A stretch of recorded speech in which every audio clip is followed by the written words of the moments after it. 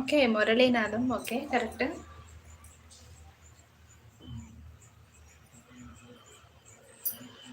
ఇద్దరు అన్నదమ్ములు ఒక పెట్టెలో దాక్కున్నారు.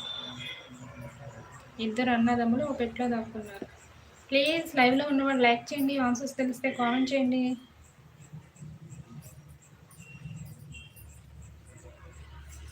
ఇద్దరు అన్నదమ్ములు ఒక పెట్టెలో దాక్కున్నారు.